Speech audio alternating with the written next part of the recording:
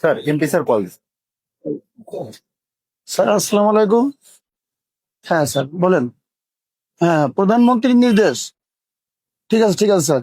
Sir আপনি নিশ্চিন্তে থাকেন, এখানে কোনো কারচুপি হবে না। আচ্ছা আচ্ছা ঠিক আছে। প্রধানমন্ত্রীর নির্দেশ, এখানে যাদের বন্যায় ঘর বাড়ি ভেঙে গেছে এদের 100 ঘরের ব্যবস্থা করতে হবে। তোমরা দেখে কাকে কাকে ঘর দেওয়া যায়, ঠিক আছে, সেভাবে একটা লিস্ট করে নিয়ে আসবে, তারপর আমি দেখছি। চেয়ারম্যান সাহেব, উত্তরপাড়ার ওই আবুল, ও তো বন্যায় ঘর বাড়ি একেবারেই নষ্ট। মানবতার দৃষ্টিতে ও একটা ঘর পায়। এই, তুই যে ওদের ঘর দিতে বলছিস, ওদের বংশের কেউ আমাকে একটা ভোট দিয়েছে?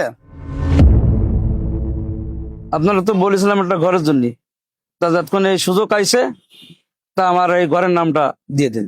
ভাইজান, এই ঘরবাড়ি কি শুধু দলীয় লোক পাবে, না যারা বন্যায় ঘরবাড়ি ভেঙে গেছে তারা পাবে? আমি যাকে ঘর দেব সেই ঘর পাবে।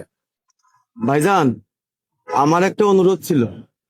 আমাদের ওই পাড়ায় এক বৃদ্ধ মহিলা আছে, ওই যে কাশেমের মা। ওনার স্বামীও নাই, সন্তানও নাই। ওনার ঘর বাড়িও বন্যায় ভেসে গেছে। ওনারা যদি একটা ঘর দিতেন, এটা মানসি আপনার খুব ভালো করতো। এই, তুই যার কথা বলছিস ওদের বংশে মাত্র একটা ভোট, ওই একটা ভোট দিয়ে আমি কি করব? যাদের বংশে অনেক ভোট আছে তাদের ঘর দেওয়ার ব্যবস্থা কর, যাতে আমি সামনের নির্বাচনে জিততে পারি। ভাইজান, প্রধানমন্ত্রী তো কইছে যার ঘর বাড়ি বন্যায় ভেসে গেছে ঘর সেই পাবে। তা আপনি এরকম স্বজন প্রীতি করতেছেন কে? তুই কি করছিস? তুই কি আমাকে দলের লোক না অন্য দলের লোক হয়ে আমাকে সাথে লিয়াজু করতে আইছিস? এই, ওরে ধরিস নি কেন? ধর, বের কর। আরে ভাই ছাড়েন, আমি দুইটা কথা কব, ছাড়েন।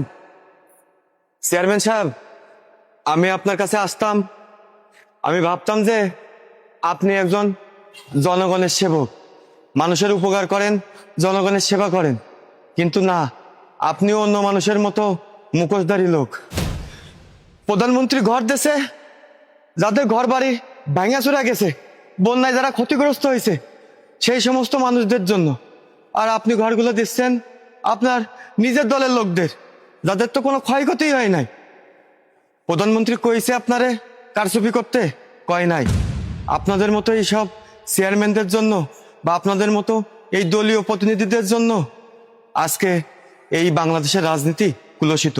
সরকার বলেন আর জনপ্রতিনিধি বলেন, সাধারণ জনগণ কাউকেই বিশ্বাস করে না। সবাই জানে আপনারা ঠকবাজ। আপনাদের দলের লোক না হলে সে কখনোই এই রাষ্ট্রের সুবিধা পাবে না। যাই হোক ভাই, আপনারা আমাকে মাফ করে দিয়েন, আমি চলে যাচ্ছি। আমি আর কখনো আপনার এখানে আসবো না, ক্ষমা করে দিয়েন।